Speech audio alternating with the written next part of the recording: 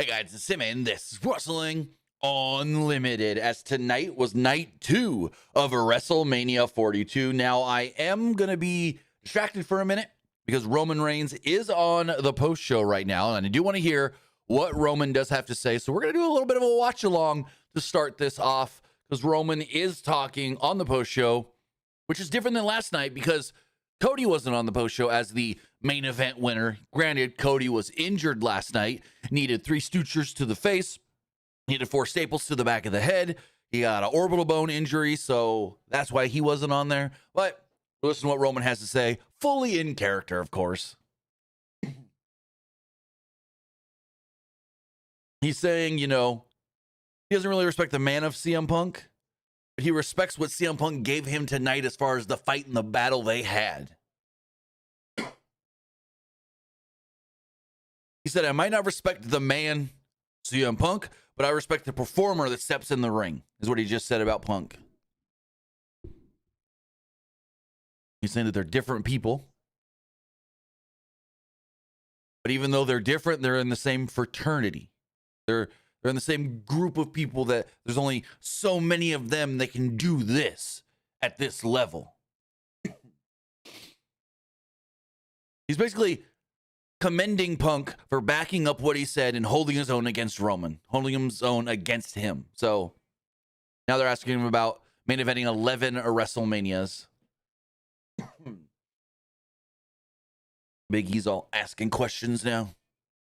But how are you guys doing? What did you guys think of a WrestleMania night 2? I thought night 2 was better than night 1, and that's how it's been the last couple of years. Night 1's meh to okay good, and night 2 is pretty good. I mean, we had Brock and Oba with Brock retiring per se. Ladder match was awesome. Main event went 33 minutes, and it was awesome. Rhea and Jade was okay. And then we had, I look here, Finn and Dom was fun as well. And then fucking Trick and Sami got 7 minutes. 7. I'm sitting here going, was this a 6-minute match? It was 7, but still. 7 minutes. What? Oh, Roman's talking again.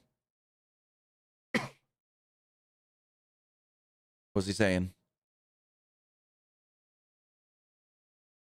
Wait, what's the crowd chanting? Well, they're chanting something that's got Roman all intrigued. Oh, I think they're chanting for Oba at Roman. They're chanting for Oba at Roman.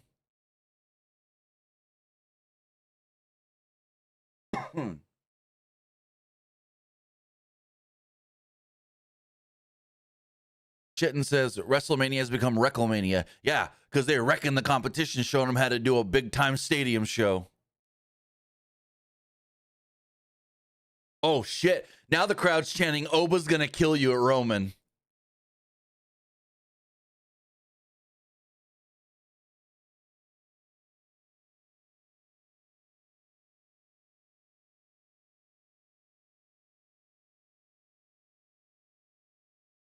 Oh, shit. Crowd is... Of course, AEW and Tony Khan gonna be tweeting soon as WrestleMania is over. He did it fucking last night, too. Now the AEW account's got, oh, pro wrestling fans, the best wrestling in the world is coming this summer at All In. Yeah, fuck you, Tony Khan. Crowd is chanting, Oba's gonna kill you at Roman Reigns on the WrestleMania post show. Oba's gonna kill you. Roman said, Oba, let's see how you do over the summer. And if you can kill me. And you're like, Oba, you're gonna kill me? I like that. I like that. Playing it up.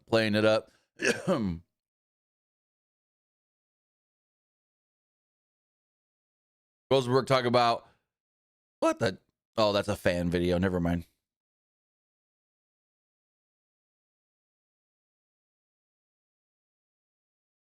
Cheering Roman as he came to the ring. They're talking about Roman. You got booed a lot in your career. You got booed a lot.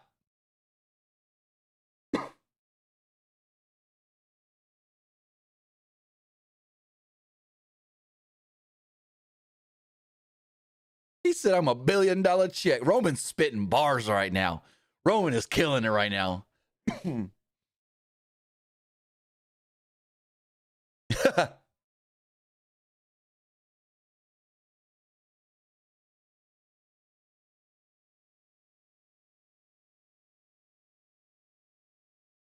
Damn. He's killing it right now.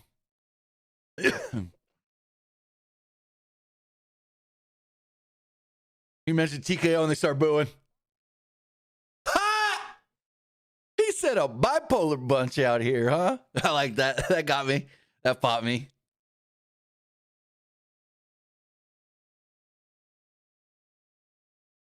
They're chanting something. Roman's like, what are they saying?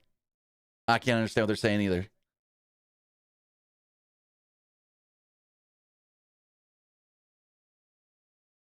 Roman, world heavyweight champion. Oh, Corey, the question. What's next? Roman said he'll be on Raw tomorrow.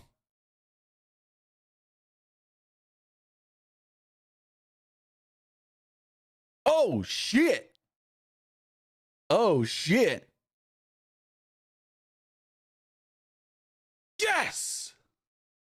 Roman Reigns was just asked what is next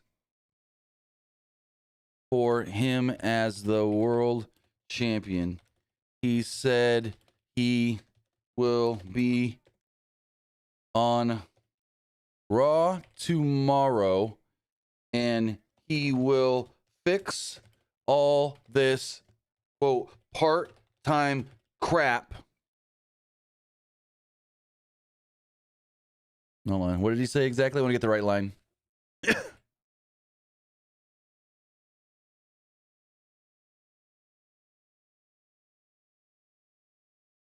He said, this part-time crap, we gonna fix that. Y'all better make some room, cause y'all gonna see my ass all summer. Fuck yeah. Good, good, good.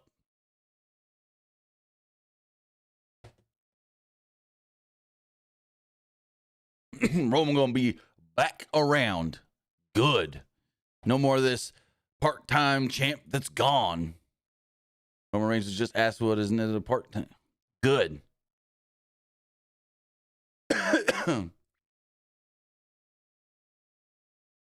Now let's see whose Backlash challenger is. Backlash opponent.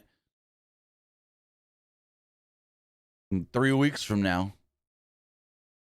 But good to see that Roman is going to be around. Good to see that Roman is going to not go away for a little while and just come back when they need him, even though he's the champion. Good, good, good. I'm excited for that one to see what is next for Roman Reigns as the champion. What do they do next with CM Punk? I know Backlash, a lot of times they run it back. I don't want to, I don't want them to. I'd be fine if Punk went and took a couple weeks off. If Punk was gone for a little while. But Roman said, I'm back. And his quote was, and I quote, it's part-time crap. We're going to fix that. Y'all better make some room. Because y'all going to see my ass all summer. That's good. That's good. I don't know what he's got in the fall. He said summer, so we'll see how that goes. It looks like we got Roman until SummerSlam at least. Most of the time. I don't know if we're going to get Roman on every week of Raw. Most weeks. Most weeks. Looks like we'll get him most weeks. But with all of that, we got a night 2 to talk about. We got a night 2 WrestleMania. The Mr. Spot says, I can't hear you. Yeah, you can. Because I can hear me. You can hear me. We're all good, brother. We're all good. You say you can't hear me, but you can hear me. You must have an issue on your end because it's not on mine. And with all of that, I can even double check it myself. Yeah, I hear myself. Yeah, no, I don't know. You've muted yourself, guy, because I can hear myself. I just loaded the YouTube video myself. The stream is fine. With all of that, I want to say thank you for joining me here. Twitch.tv/PWU Unlimited, YouTube.com/Pro Wrestling Unlimited, and podcast services all around the globe like Stitcher, Spotify, Google Pod, Apple Pod, Anchor, iHeartRadio, and so much more. Remember, if you are watching live on Twitch, you can help us out a couple of different ways. You can either help us out by hitting that donate button down below or by donating Twitch bits in the live chat. Also, remember, you can help us out by subscribing to the channel one of two different ways. You can either subscribe with a tiered subscription or you can subscribe with Amazon Prime. Because remember, if you have Amazon Prime, then you have Prime Gaming. Prime Gaming gives you a lot of cool things like free games, free stuff for games, and you always get one free subscription to any Twitch channel you want to subscribe to throughout the month. I'd greatly appreciate it if you did right here, Wrestling Unlimited. Also, remember, help us out over on YouTube. You can help us out over there by hitting the subscribe button. That way you know when we post new videos, when we go live, and when we post to the community tab. Also, remember, you can help us out by hitting the join button and becoming a channel member. As a channel member, you get access to our graphics packages, early access to our graphics tutorials, a badge next to your name, emotes, and emojis that you can use in the live chat, and so much more. Also, remember, on YouTube, if you want to get your comment, question, or concern read live on the air, you can do so by donating a super chat in the live chat. Also, the post show for WrestleMania is over, so let me close that out. Finally, head over to the Epic Game Store. Head over to the Epic Game Store and buy something. Whether you're buying a new game, whether you're buying an old game, whether you're claiming a free game or getting bucks for Rocket League, Fortnite, or Fall Guys, use this code right here, PW Unlimited, at checkout, and you will be supporting us at no extra cost. Maybe you're getting those brand new Liv Morgan and Stone Cold Steve Austin skins in a Fortnite. Buy some V-Bucks. Then when you go to buy the skins in the store, you go to the bottom. It says got a creator code, supporter creator code. You do. It's PWU NLIMITED. Again, that's PW Unlimited. Speaking of Stone Cold Steve Austin in Fortnite, you got our new parody shirt here, Fortnite 316. Austin 316 said, "Oh, hell yeah, we're in Fortnite." You can get Stone Cold Steve Austin in Fortnite, but also rep it on a t-shirt, on a fanny pack, on a hoodie, on a sweater, on a cup, on a pillow. Fortnite 316, because Austin 316 said, "I'm in Fortnite." With all of that, I'm going to turn the fan on in here. It's starting to get warm in this room. Take these headphones off. I'm not listening to post show anymore. Let me turn this fan on for like 2 seconds. And we're back. And we're good. We do have some bit donations here on Twitch that we'll read before we get into the show. Esports Gaming Rules says WrestleMania 42 Vegas Sunday better than Saturday. Very true. Was better than Saturday. That is for certain. Also says, excuse me, said, love Penta's Shao Kahn looking look promoting Mortal Kombat 2 movie. Yeah, that was really cool. The Shao Kahn mask was really cool. And then we got the Mortal Kombat trailer played as well later in the show. Esports Gaming Rule says, with Rhea Ripley winning the WWE Women's Championship, does that mean is she going to SmackDown and Io can focus on Kairi Sane and Asuka? Yes, that is exactly what it means. As they said a couple weeks back on Raw, they did a promo segment where they were interviewed by, I want to say, Jackie Redmond, and Io was like, "Rhea, you're going to beat Jade and you're going to go to SmackDown and you're going to run SmackDown and I'm going to be fine here on Raw." Like, they already did that segment and told us, they're breaking up Io and Rhea. They're not going to be on the same brand going forward, and that'll be fine. They'll be fine on their own, I guess you would say. So yes, Rhea is now part of the SmackDown brand. Io will be staying on Raw, and I assume we get Io and Asuka at Backlash. Just an assumption based off of everything that, Wait, what? Oba Femi just called out Roman on the post show. I did not see that, as the post show literally, I was just watching it. Hold on. Do we need to pull it back up? Hold on. I didn't. Nope. Unless, because they played a video package recapping the night and then it was over. It was said, "Thank you for watching." So did I miss something here? Hold on. We're going to go back to the Mania Night 2 post show, because the crowd was telling Roman Oba's going to kill you, but I never saw Oba. Like, Oba was on the post show earlier, but I didn't hear him say anything about Roman and calling out Roman or anything, unless I missed that. But let me see something. And so, yeah, no, they did the video package and then they said, thanks for watching. So I don't see anything that would indicate Oba called out Roman, unless it was earlier when Oba was actually on. I didn't see Oba say anything specifically about Roman, and maybe I was half paying attention. I don't know. But let me go back to it real fast. It was after Penta. Penta's there, got a good little promo.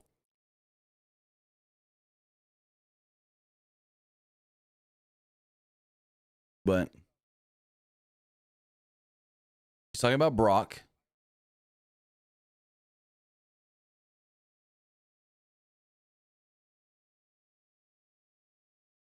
But see,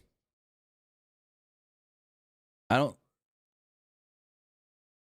don't see Oba saying anything about Roman. Let's see. Hold on. Yeah, see?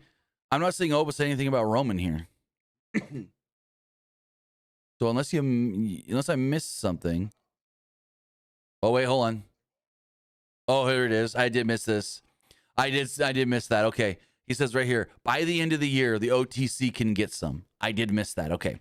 He did make a reference to Roman saying by the end of the year, he does want to challenge Roman. Okay. I missed that. The way you made it sound, you said just called out. So I thought like at the end of the show, the post show. But okay, got it. Also, he says, with Brock retire, what does that mean for SummerSlam? What do you mean? What does that mean? Brock retired. Okay, he's not going to work SummerSlam. Like, what do you mean? What does that mean? It's not like WWE told us Brock's match at SummerSlam is, but now that Brock's retired, it's got to be changed. No. There's been rumors and people assuming that Brock was going to retire at SummerSlam. People thought maybe Brock could retire at SummerSlam, but no one ever said anything 100%. No one ever said, hey, the going plan right now is. You know what I mean? It was always, hey, people backstage think they want to go in the direction of Brock, Gunther, SummerSlam. It was more of a nothing's set in stone, nothing's 100%, nothing's solid or, good to go. It's here's where people think creative could be going. No one said 100%. I'll put money on Brock and Gunther. No. So where does it go? I don't know. SummerSlam is in freaking August. That's May, June, July. Oh, that's 4 months away. When is exactly SummerSlam? SummerSlam 2026 in Minneapolis. It is August 1st and 2nd. So it's in like 4 months. 3.5 to 4 months. Plenty of shows in between that. We got a King and Queen of the Ring or Night of Champions, whatever they're going to call it. We've got Backlash. We've got what's the lineup right now of WWE PLEs? Let's pull up WWE's website. Let's see. Before SummerSlam, we actually have Backlash, Clash in Italy, 2 Saturday night's main events, and I think that is all. No, Money in the Bank, which has not been announced yet. We don't have that on the schedule, but Money in the Bank, no, never mind, take that back. Money in the Bank has been pushed to September in New Orleans, so that is not happening in July. We don't have a June or July show. You would think Clash in Italy would be the June show since it's May 31st. That could be the June show. But then July. What is the July show? Saturday night's main event in MSG? I don't think so. I think we need a show in July, a PLE style show before SummerSlam. I don't think they go a whole 2 months. You know what I mean? No June, no July, go to August 1st. You go from, the end of May to the beginning of August with no other PLE. But I'm looking here.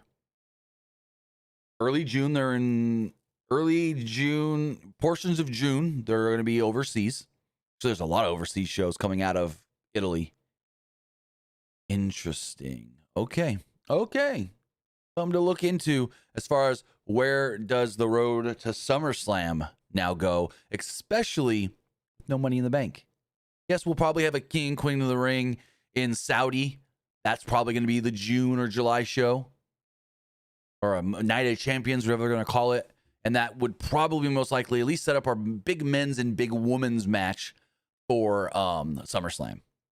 But with all of that, Esports Gaming Rules says WWE did the teaser for WrestleMania 43 in Riyadh on Saturday, but not Sunday. What is going on? Are they waiting for The Rock for that? What do you mean? Are they waiting for The Rock? Also, how did you watch Esports Gaming Rules? Because I didn't see it. I saw it yesterday, but I didn't see it today watching on Netflix.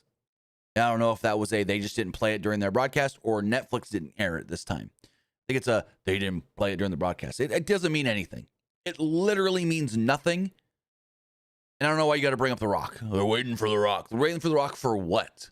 To tell them if they're going to Saudi or not? Rock don't got that kind of pool. It's whatever Ari, Mark Shapiro, and Nick Khan says. And Nick Khan said on Thursday, we're doubling down. We'll be in Saudi next year. So Rock has nothing to do with nothing. Rock may have a little pull string in them, whatever. But it's not like Rock's out here making decisions. Rock's not the one saying you are or not going to Saudi. So with all of that, as far as the show does go, nothing happened on the pre-show. I watched parts of the pre-show while I was watching NASCAR from Kansas. Shout out Tyler Reddick for stealing that win in overtime, basically. Goddamn Cody Ware screwing Denny. Anywho. Again, like I said, nothing really happened on the pre-show, and then we go to the main show. See Trick Williams with Lil Yachty, Rhea Ripley, Jade Cargill, CM Punk, and others entering the building throughout the day. John Cena then kicks off the show. Cena said how we had an incredible night one. Well, about that one, Jonathan. He said, and now night two is historic. For the first time in history, we are live on ESPN with WrestleMania, and the fans booed that. He then said, welcome to WrestleMania. Fireworks go off. Blue graphics appear on the screen. And I will say, the set tonight in blue looked way better than it did yesterday in the Mad Max style fortress. So that was another thing that night 2 was better on. The stage looked better tonight than it did last night. I liked it in the blue, all lit up in blue. And yeah. So we get our first match. It's Brock Lesnar. Oba Femi. Oba comes out first. Huge reaction. Brock then comes out, gets a good reaction. Did the big in-ring introductions. Paul Heyman, of course, does Brock's. Alicia Taylor does Oba Femi's. And then started off the collar and elbow tie-up. Commentary is shocked by this. Like, whoa, collar and elbow tie-up to kick this match off? A little bit of a stalemate early on. And this match itself only went like 446. 446. So Lesnar decides to tackle Femi into the corner, but Femi no-sold it and shoved him down. Just woof, shoves him. Lesnar failed to knock Femi down with a clothesline, so Femi knocked him down instead. Lesnar then spills to the outside and tries to like get his bearings about him or whatever over by Paul Heyman, and the crowd's chanting for Oba. Lesnar gets frustrated and paces around the ring. Femi then tried to pull Lesnar into the ring, but Lesnar pulled him out of the ring instead and drove him repeatedly into the ring post and the steel steps. Back in the ring, Lesnar hit 3 consecutive German suplexes, bringing Oba Femi to Suplex City, and the crowd booed. Femi then, though, came back with a running uppercut in the corner, but Brock blocked a third attempt and hit Oba with an F5. Brock couldn't make the cover, though. Well, could make the cover, but not really much to it. He was going for the cover. Oba then got up, chokeslammed Brock. Femi then follows up with a fall from grace sit-out powerbomb and pinned Brock Lesnar clean as a sheet in the middle of the ring. Just had him up there, took a couple steps, boom! The old Batista bomb looking move, kinda-ish. And there we go. Oba beat Brock, and we all now know why. Because Brock is gone. Interestingly, so Brock is sitting in the ring. Oba leaves Brock the ring, right? Paul is still there at ringside. And Brock is sitting there, looking around. He takes the gloves off. And he looks around again. He starts untying his boots. And he looks around. And he's like, yeah, like he's reassuring himself. Boots off. leaves him there, gets up. Whoa, yeah. Paul gets in the ring, and the two hug and embrace. Now, this would, of course, signal in the world of professional wrestling when a wrestler, unless her name is the fucking Undertaker, when you leave your gloves or your boots or whatever in the ring, especially your boots, you're done. You're retired. It's the end. Yet, Michael Cole kept saying on commentary, we think, we suspect, we assume, but we don't know if this was Brock Lesnar actually retiring. We need to get more word throughout the night and throughout the week. So they're playing it up like Brock retired, but did he really? You gotta watch Raw to find out, kind of thing, you know? You gotta watch the rest of the week. You gotta watch the next programs. But I'm pretty sure it's Brock is retired. Again, there was all the rumors of maybe they do it at SummerSlam. They did it tonight. They had Oba beat him, and there we go. And then there was also that other rumor that Brock and Paul were like, hey, Brock shouldn't lose to his retirement match. Brock shouldn't lose to Oba if it's not a retirement match, and then boom, it's a retirement match, basically. So, yeah, end of a freaking era. Brock's been here since 2002. Granted, he took some time off, tried to go play football, and it didn't work. Went to the UFC and dominated there for a little while. The diverticulitis kind of took him out of that. And then he came back. That was a force to be reckoned with since, 2012, when he returned to WWE.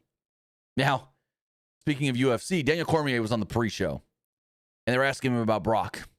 And he was like, this is a different Brock. This is a crazy Brock. A Brock that I kind of know, because in 2018, Brock came into the octagon and tried to challenge me, and he had this same crazy look on his face when he shoved me. So, yeah. We'll see what this all means, but I'm pretty sure Brock's done. And honestly, if you need a name for the Hall of Fame in Saudi, Brock, probably a good one to headline that. You probably just have Brock headline next year's Hall of Fame. I could see it. Kivish says, I thought The Undertaker retired in 2020. Yes, The Undertaker retired after the Boneyard match, WrestleMania 36. But what I'm alluding to when I said, when you leave your gloves and your boots in the ring, unless you're The Undertaker, is WrestleMania 33.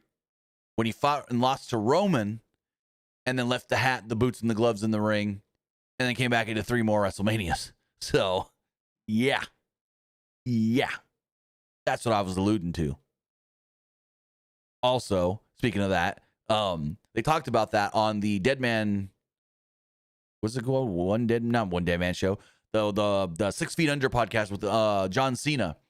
He's like, I tried to retire, and I'm like, oh, he's gonna say the old man called me back. And then the old man called me and said, you want to come back?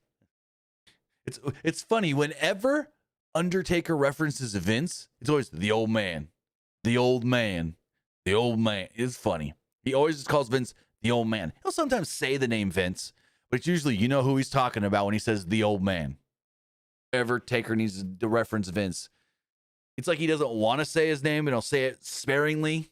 But if he's got to talk Vince, he'll say the old man. Anyways, that's what I was talking about with Undertaker leaving the boots but not retiring. It was WrestleMania 33, main event, lost to Roman, left his jacket, the boots, the gloves, whatever, all that in the ring, and then, well, he was back. He was back and fought Cena at Mania, a 34, I want to say it was. No. Yeah? 34. 35. Did he have a match at 35? Where was 30? Hold on. WrestleMania 35. No, he didn't work 35. That was the New York Mania. He didn't work 35. Trying to look here. Yeah, he didn't work 35.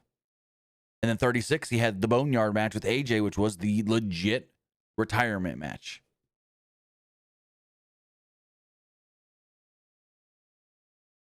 So Brock seems done. I know people don't want to hear this. It'll suck that we don't get Brock a couple times a year. We had thank you Lesnar chants from the crowd. And as Brock was walking up the stage, he took one last look around and said, thank you. You don't see an emotional Brock much, but Brock was as emotional as I think we'll ever see him. You could see the true emotion on his face and the holy shit, it's done. It's over. I'm finished. In the span of the last 4 months, we've gotten the retirement of John Cena, the retirement of AJ Styles, and the retirement of Brock Lesnar. All guys that came to prominence and really kicked off their careers around 2002, all through, the end of 2025 to 2026. Like, yes, AJ and Cena were wrestling a little before 2002. AJ was, 99, 2000 to 2001 in WCW-ish. No, maybe not 2000. Maybe not 99. But he was, Air Paris. He was with Air Paris in WCW. And then almost went to WWE, but didn't take their deal. And then ended up in TNA. So it's like all these guys that basically came to prominence all around the same time, all retiring right around the same time as well.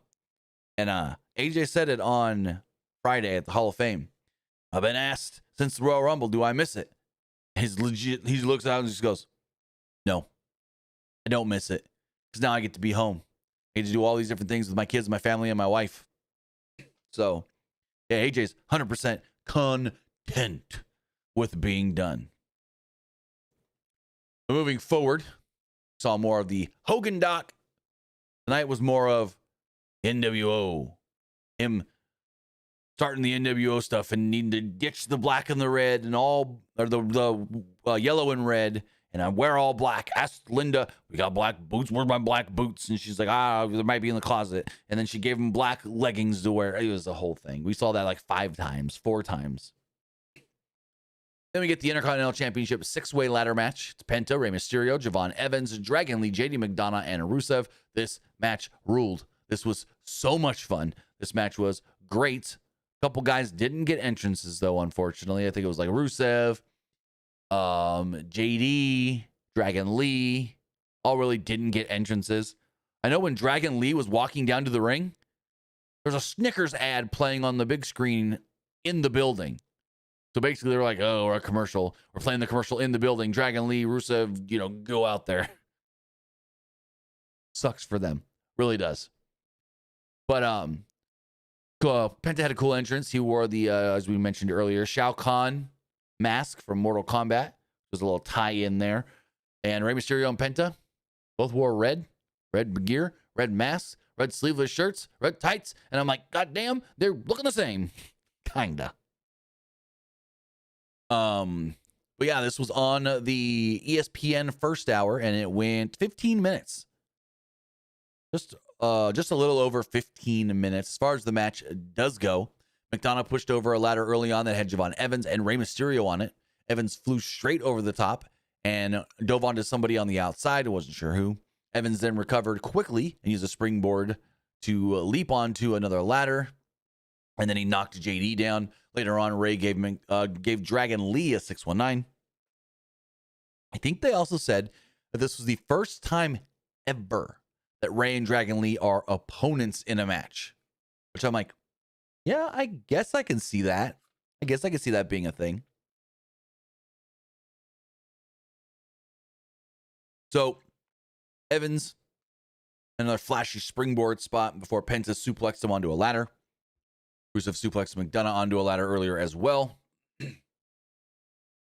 And McDonough barely landed on the ladder, more landed on the edge and bounced off of it. Ooh, it looked like it sucked.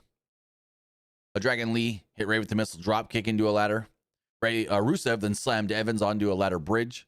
Penta assisted Ray into hitting a big springboard seated senton over the top rope to the outside, crashing Rusev through the ladder bridge that was set up on the ring in the announce table.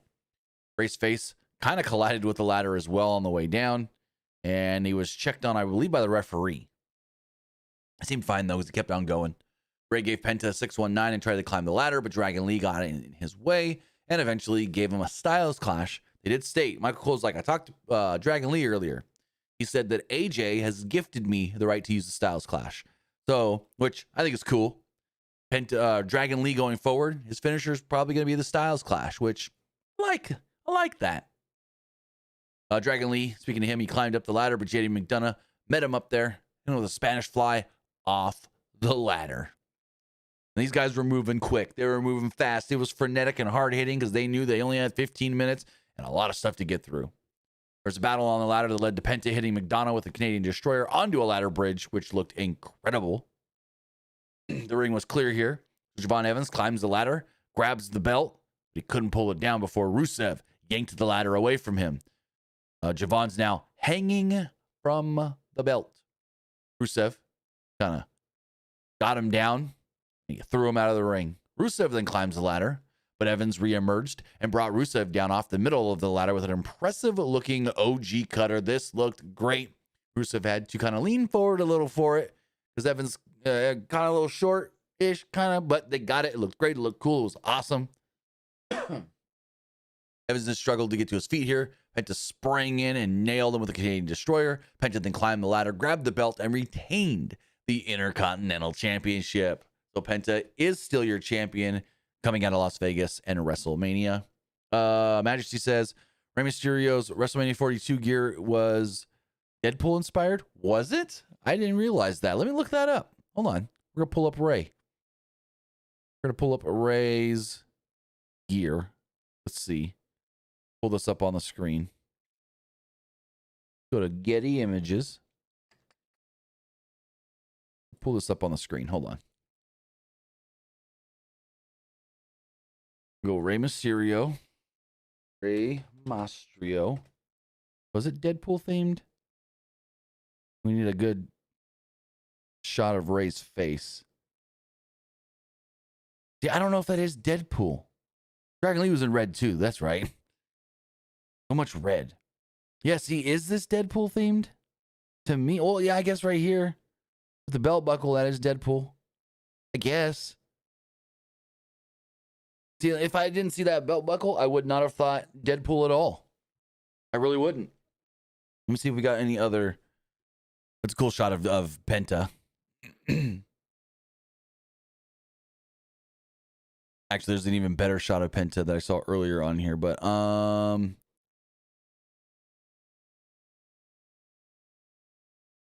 wait. Was Javon wearing New Day inspired gear? It almost looks like old New Day colors. Anywho. Yeah, no, see, I'm not getting Deadpool other than, again, the belt buckle. I'm not really getting Deadpool.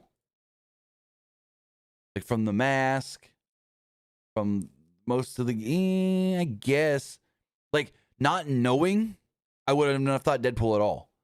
Now that you say it, I'm just like, yeah, I kind of see it, but I don't really fully see it. So, meh, I guess. Oh, but hold on. There's a really cool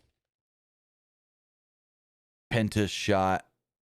Where is it? It's like a very, very wide shot. No, it's under WWE. There's a super wide shot of Penta in the middle of the ring on top of the ladder. It is this one.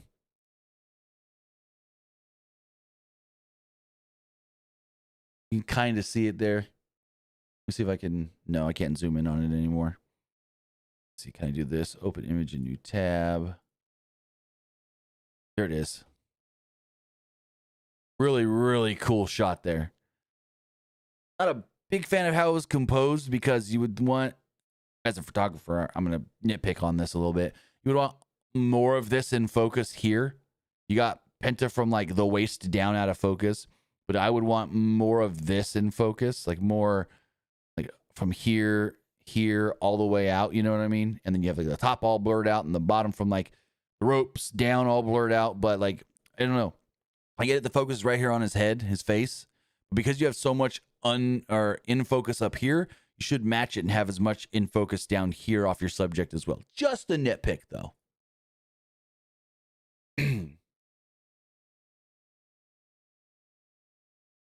Anywho, sorry about that. Get back to my notes.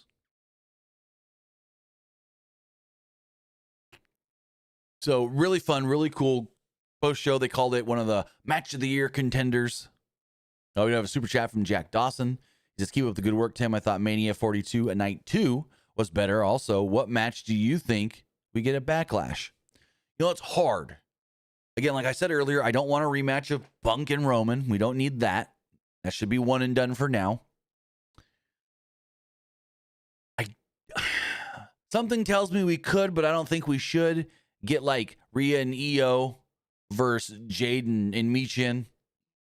There is the rumored Cody and Jelly Roll versus Randy and McAfee, but they did do the storyline thing of, and granted, this was before I think they knew of Randy's injury. Now, here's the thing. According to Dave Meltzer, and I think BodySlam.net also reported this, Randy was originally supposed to win this match.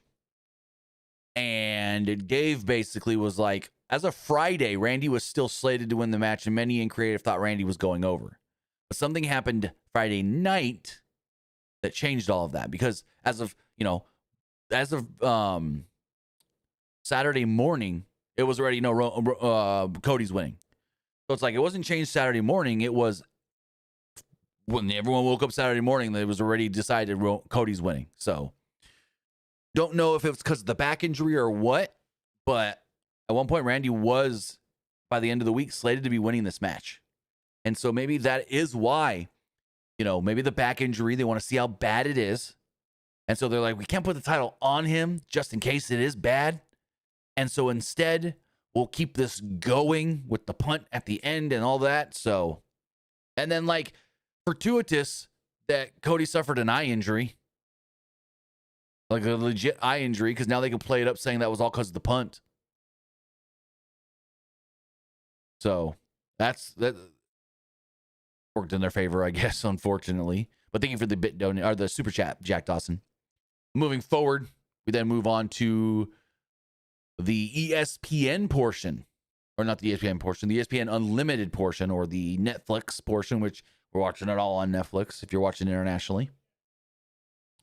The Netflix portion. Oh, also another Backlash match. Io and Asuka. So I guess you would call it the main card, main PLE card. Excuse me. Kicked off with the U.S. title on the line. Sami Zayn defending against Trick Williams. The match literally went 7 minutes, and as fast as it started, I was like, "It's already over? What the shit?" Like, not much happened at all in this match. Trick got a big entrance. He had a big one of those like trains coming off of his jacket. Really, he wore a regular jacket out there, and then he did the spin around on the platform. And then when he stepped off of that, there's a video someone got of a stagehand running up and like attaching the big train to the back of his jacket. And so they're like, "Oh my God, look how long his jacket is." It wasn't really that long. Anywho, Sami got booed early on. Excuse me. And Zayn was briefly in control early until Williams came back with a basically a slap to the back and a neck breaker. The crowd booed Zayn's offense again. I think it was a very, very missed opportunity of Booker T not being on commentary for this match, even if it was just for Trick's entrance. Because Trick walking down that goddamn 75-yard ramp, and Booker just going, "Yep, uh-huh, oh yeah, man, uh-huh, right. Yep." Would have been great. Would have been great. We knew Booker was in freaking town. We knew Booker was there. So I think it was a missed opportunity that Booker wasn't there, even just for the entrance. Would have been so cool. Would have been so funny. Would have been great. Uh-huh. Yeah. All right, man. Come on, baby. So, Corey, yes, that's another one we can get at Backlash. Tiffany versus Julia for the U.S. title, since Tiffany became the new number one contender on SmackDown. Completely forgot about that. Granted, I wasn't able to fully watch SmackDown because my internet went out due to the storm we had. But moving forward in this match, where was I? Williams had a version of the bookend for a 2. Zayn then responded with a big boot and a blue thunderbomb for a 2 of his own. Zayn then booted Williams as he tried to regroup himself. Liliachi then checked on Williams. So Zayn left the ring and decked him and checked him into the barricade. Then at one point, he set up for a haluva kick in the ring, and the ref checked on Williams. The ref, with the ref distracted here, though, Liliachi wrenched Sami Zayn against the top rope. Williams then came in with a trick shot knee. Zayn then avoided another trick shot hit an exploder. Zayn then went for a haluva kick, but Williams shot out of the corner with a trick shot knee and pinned Sami again in a 7-minute match. According to Wikipedia, in 7 minutes and 7 seconds. It was fine for what it was, but again, it being so short, there wasn't much to it. As you can tell from my notes, I don't have much to note about because not much of note happened in this 7-minute match. Then see some celebrities in the crowd. All right, guys, getting tired here. You know, it's only 10 o'clock. I see some celebrities in the crowd. We got Tyrese Halliburton, George Kittle. Tyrese Halliburton was on the pre-show, and they were making fun of him. They're like, yeah, what was going on? George Kittle was knocking back beers, and you were knocking back water? He's like, hey, don't be telling people that, Michael Cole. So I thought that was funny. They also showed Rob Gronkowski. Just like night one, if they're showing Kittle, he's knocking back a whole beer from full to empty. Chug-a-lug, chug-a-lug. I think we one time he had maybe a half or 3/4 beer, but still, every time they showed George Kittle, whatever was in that cup, he just downed it. And then once him and Gronk downed beers together as well. Tony Hinchcliffe was also shown. Apparently at the Kill Tony, he was chokeslammed by The Undertaker, I saw. I don't know. That'll air on Netflix Monday. I've never watched the Kill Tony, but maybe I'll watch this one just to see what the WWE tie-in is. Then we had the street fight with Dominik Mysterio and the Demon Finn Balor. Dom had a cool entrance here. Finn had an awesome entrance here. This was the best use of the stage all weekend, probably, was the way it was dong, dong, all in red, and you had like the demon face at the top. Dong, dong, dong, dong, dong, dong. This was really cool. The pulsing and the graphics on it. And everything. This is probably my favorite use of the stage all weekend was for the demon entrance. So before we get into that, we got another bit donation from Esports Gaming Rules. Trick Williams is now The Rock 2.0. No. If he's anybody, he's Booker T. If you're going to say he's anybody 2.0, he's Booker T, not The Rock. But regardless, he's not any of them. He's Trick Williams 1.0. Trying to be 1970s pimp.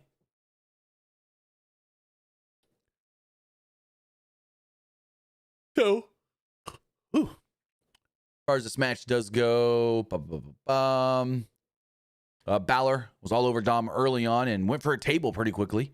Dom hit a suicide dive. Dom used a kendo stick, a steel chair, and a slingshot senton.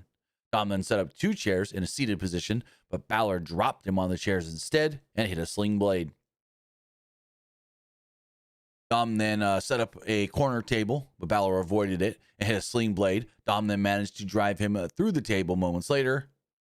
Dom then wrapped a chair around Balor's head, and hit a 619, followed by another frog splash and got a 2 off of it. Dom then wildly attacked Balor with some chairs, really just throwing them at him. Before setting up another table, Balor popped to his feet, snarled a little bit, and clotheslined Dom and attacked him wildly with chairs as well. Balor then wrapped a chair around Dom's neck and chest and drop kicked him into the corner. Balor then placed Dom on a table and hit a coup de grace through it and then pinned him to pick up the victory. This match itself went 10 minutes and 27 seconds. So it was a 10.5-minute street fight. Again, why are we having these short-ass matches? And granted, these don't need to be 6-7 hour AEW pay-per-views. No, but if it's a WrestleMania, I'll take 5 hours, 4 hours. If you're going to give me, most matches close to 15, a couple over 20. But tonight, the only match that went over 20, actually the only match that went over 15 was the main event. We went 33. The only match that went 15 was the ladder match. Everything else was 10.5 and lower. Speaking of lower than a 10-minute match, Rhea and Jade Cargill.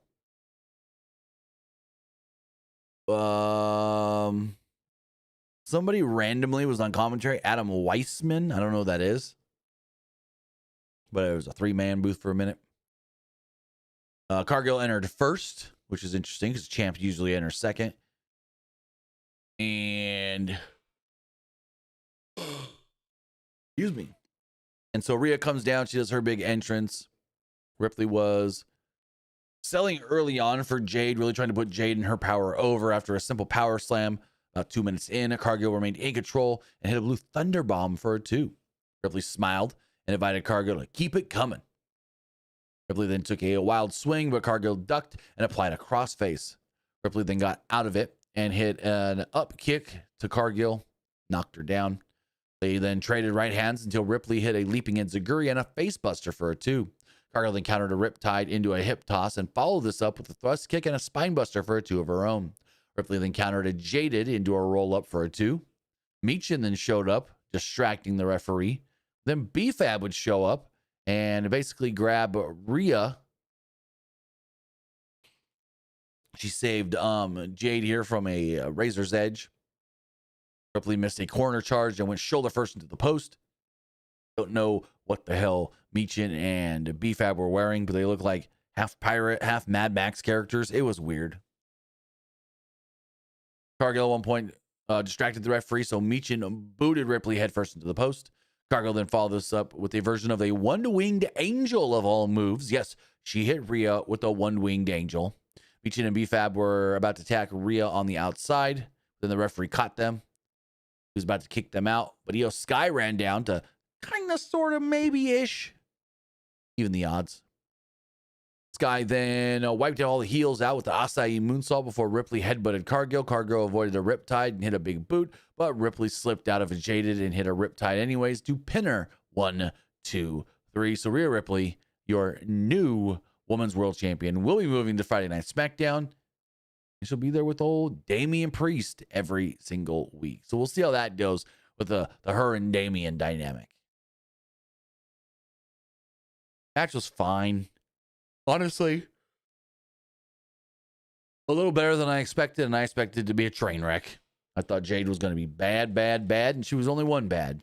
Actually, no, I wouldn't even know if she was bad. She was decently passable, I guess you would say. Like, she didn't really mess anything up. There was one time she countered out of a riptide, and she almost, like, lost her balance and knocked them both down and over, but it was okay. Nothing special. By tomorrow, I'll forget this match even happened. That's what this match was. So then we get the big, long, drawn-out comedy segment that was just so bad in the end, John Cena could barely keep it together. So Cena was out there and said, well, my hosting duties for the night are about to come to an end. I do got to tell you that the attendance for tonight, night 2 of WrestleMania, is 55,255. That brings our 2-night total to 106,072 people. Again, that ends my duties as host. I will see you guys later. And he goes to leave, and then we hear Miz. And Miz is like, whoa, John. I need my Mania moment, and I'm not leaving here till I get it. Him and Kit Wilson are out there, right? And they're complaining that they didn't get matches at Mania. They didn't get anything to do at Mania, and they've got nothing for them. He was like, I can give you guys handshakes. I've seen you before, like Kit Williams. But he didn't really know who he was. He's like, I've seen you, but I don't know. So Cena was like, you know what, Miz? Go for it. Take it away. And then out came Danhausen, and oh my God, Michael frickin' Cole. So, where do we start? Danhausen comes out, right? And you think, oh, just like the AJ Lee entrance, Danhausen out here with a bunch of kids dressed as Danhausen. How cute. Not until Michael Cole starts calling them midgets and said, hey, internet, don't get mad at me. This group of eclectic people asked me to call them midgets on the air. And so every chance he got, midget this, midget that, midget this, midget that, he just kept using the word over and over and over. And it was like, hey, that's what they asked me to call them. But Danhausen came out with a bunch of, I guess, Michael Cole said it, I could say it, midgets, little people. I thought they were kids at first because they had the face paint and everything on. But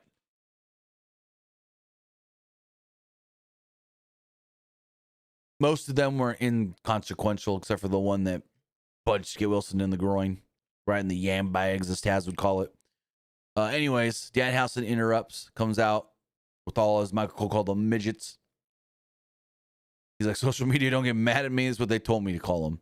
Danhausen said that he was a fan of John Cena, but Wilson told all the little Danhausens that they were toxic. One of the little Danhausens then punched him around the dick.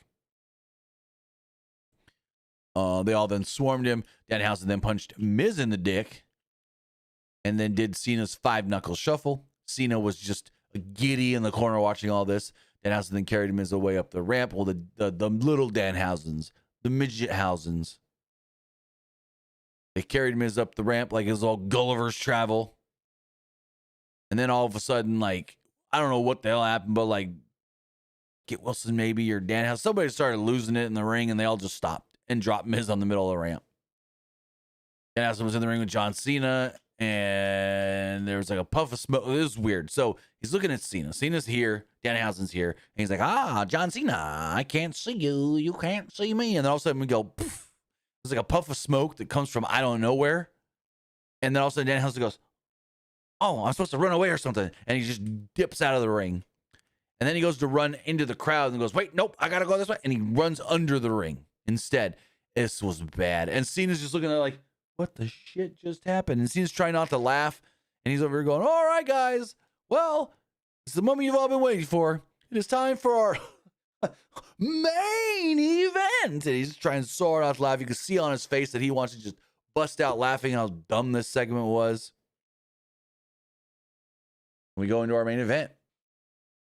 Go into Roman Reigns challenging CM Punk for the World Heavyweight Championship. This match went 33 minutes. Yeah. Also, Rhea and Jade went in 10 minutes and 8 seconds. This went 33 minutes and 56 seconds. There was, I want to say 23 minutes that elapsed by the end of Rhea and John Cena coming out, and then it was basically from the time the Rhea match ended to the time the Roman match started. Like, bell rang, Rhea's match over, bell rang, Roman Punk started. 40 plus minutes between these two matches. 40. Now I get if you tell me it was 20, I would go, okay, they did the whole Danhausen segment with John and Miz and Kit Wilson. Fine. But when I read that it was 40 minutes between those two segments. Jesus, granted, we did again get a segment in between, a real segment, but still, damn. So, excuse me. Roman got a special entrance. He got these kind of similar to the WrestleMania 40 entrance where they had like people playing his music. They had like the big Samoan drums, the dong dong, dong dong dong dong dong dong. Then there was like a lady there singing as well. Oh, oh, oh. And then eventually it was like.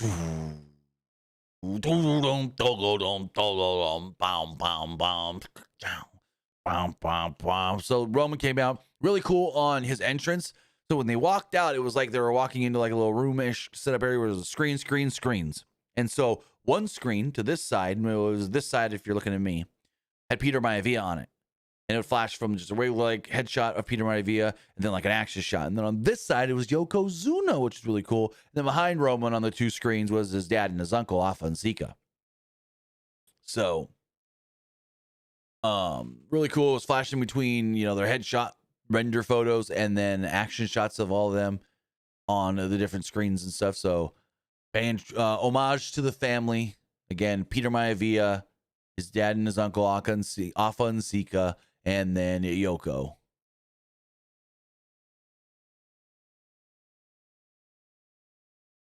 Punk then had a special entrance as well.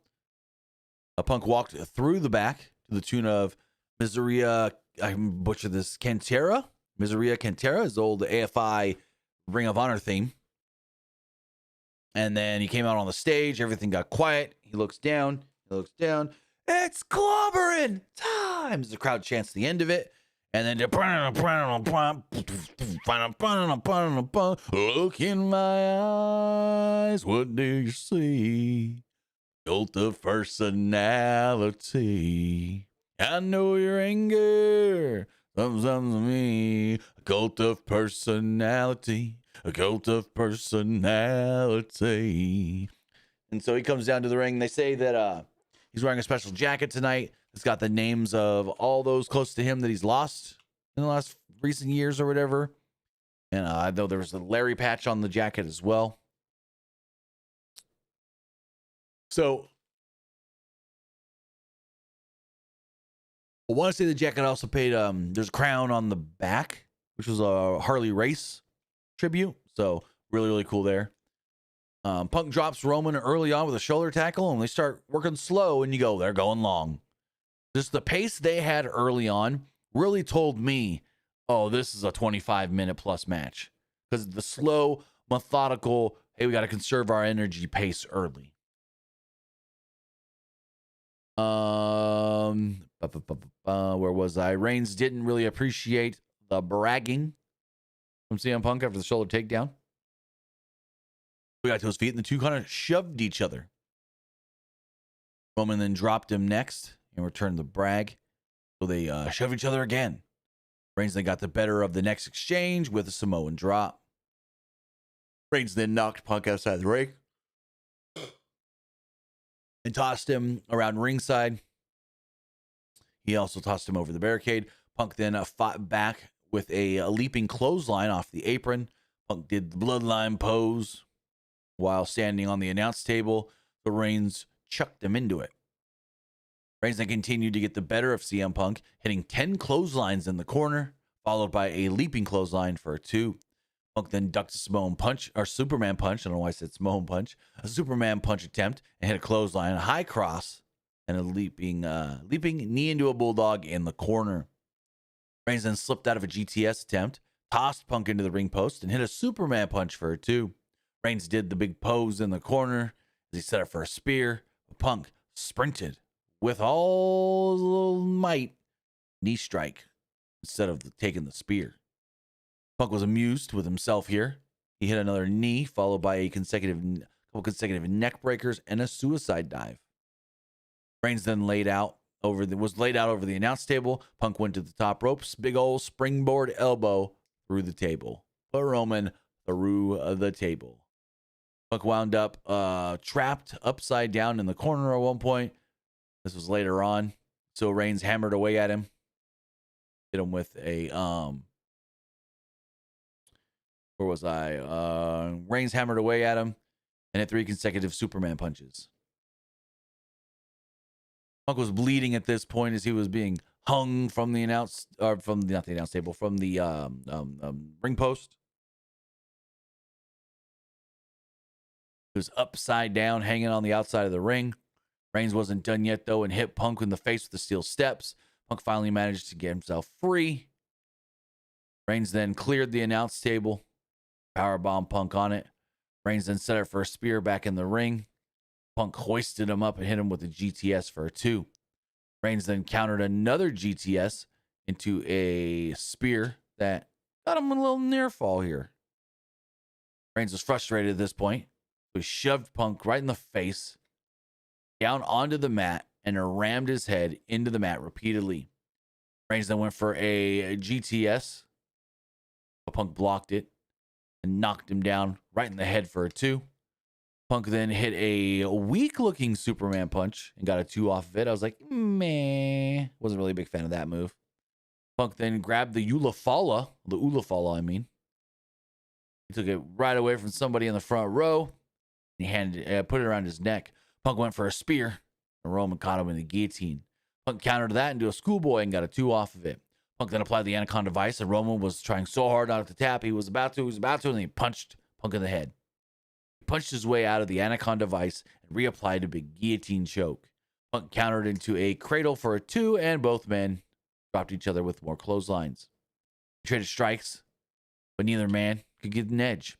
Punk threw a piece of a wrist tape at Roman, and the referee picked it up, tossed it out of the ring. And that brief, small little distraction allowed Punk to hit a low blow.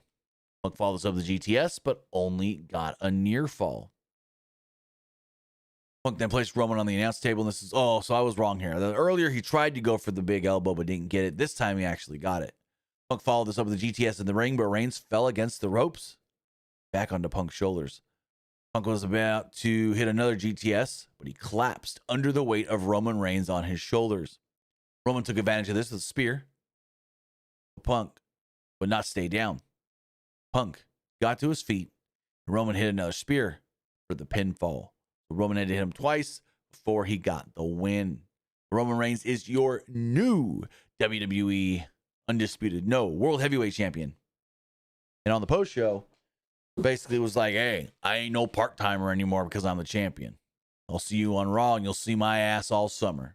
So that's good to see that Roman is going to be back more often. We don't know what all summer means, whether that's every Monday, every other Monday, a bunch of Mondays. We'll have to wait and see. But with that, I thought night 2 of WrestleMania was way better than night 1, and now I want to hear what you guys had to say as we go and refresh the polls. Also, I did post on social media, what did you guys think of the show? So let's see if we got any responses on those as well. We'll read some of those responses. Where is the Twitter poll? Twitter poll, 85% liked night 2, 14% thought it was just all right. Nobody disliked it on Twitter. Interesting. As far as the threads poll does go, 90% liked it, 10% thought it was just all right. Again, no dislikes. Looking here to see if we got any responses on our post of what'd you think? I think we got some on Instagram. Let's refresh this post. Yeah, we got some on Instagram. So let me do this. Oh, we got one that says, in my opinion, overall, WrestleMania 42 was one of the worst in WWE history. I don't know if I'd go that far. Man, now I gotta think. When were some bad manias? What were some bad manias? I mean, 34 wasn't all that great. That was a New Orleans one. I don't know. Maybe it was the worst Mania. And probably just because the production value I heard there live was fantastic. On TV, it came off really good, but the whole fact that we got so many breaks and commercials was just like, no, it's going to pull anybody out of the show. This person here says, night 2 was a miles better than night 1. Night 1 was essentially a waste of time. I wouldn't go that far.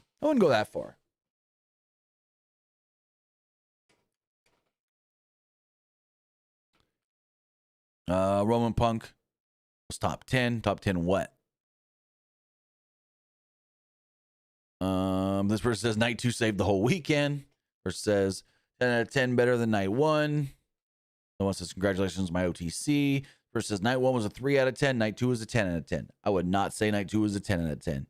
If I'm going to, I usually don't do this, but if I'm going to number these, I would say night 1 was a 7. Night 2 was an 8 to 8.5. Maybe, yeah, because of that ladder match and Brock and Oba. So 8.5.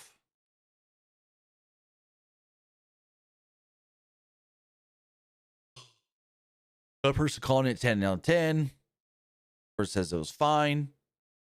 Person says night 2 better than night 1, which was bad. Espinoza says, I would say WrestleMania 11 was the worst. 11. Was that in LA?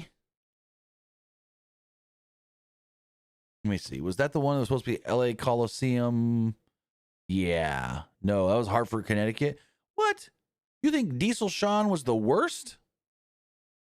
You think Diesel Shawn was the worst? No. Wait.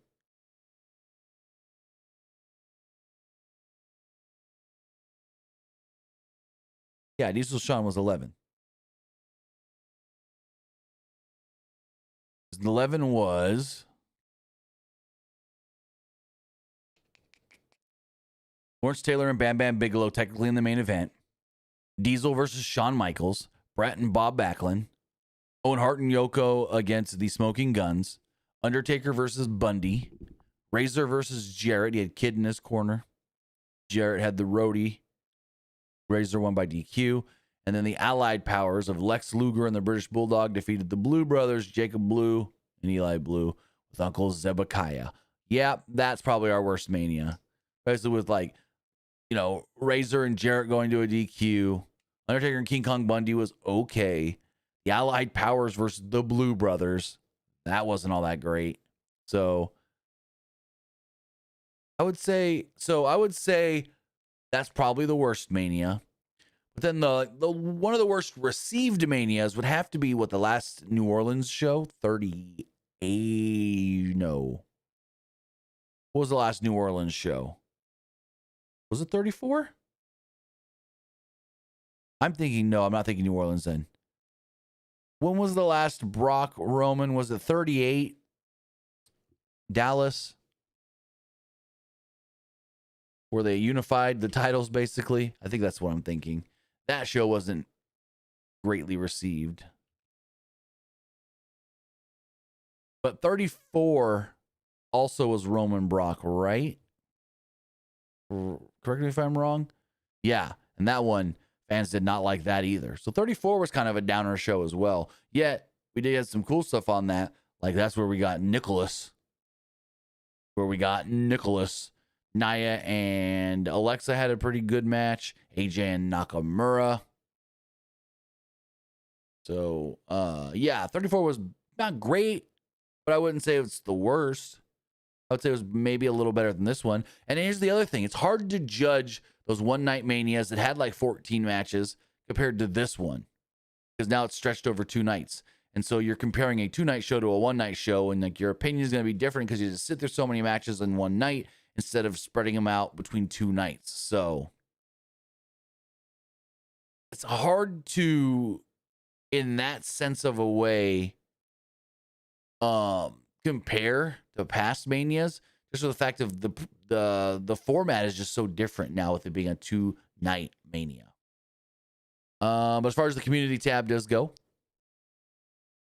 refresh that. 84% liked the show, 12% thought it was just all right, and 4% didn't like it. And finally, we look at the live poll. 79% liked the show, 11% thought it was just all right, and 11% didn't like it. Overall, WrestleMania is in the books. WrestleMania 42 is now behind us. We're moving to WrestleMania 43 next year in Saudi, and we got Monday Night Raw tomorrow. Roman Reigns did tell us he'll be there, and we're going to see his ass all summer. With that, guys, I want to say thank you for joining me here. Twitch.tv/PWU Unlimited, YouTube.com/Pro Wrestling Unlimited, and podcast services all around the globe like Stitcher, Spotify, Google Pod, Apple Pod, Anchor, iHeartRadio, and so much more. With that, we'll be back live tomorrow night. We'll get Luke's thoughts on WrestleMania, and then we'll talk Monday Night Raw, the Raw after WrestleMania. Have a good night, guys.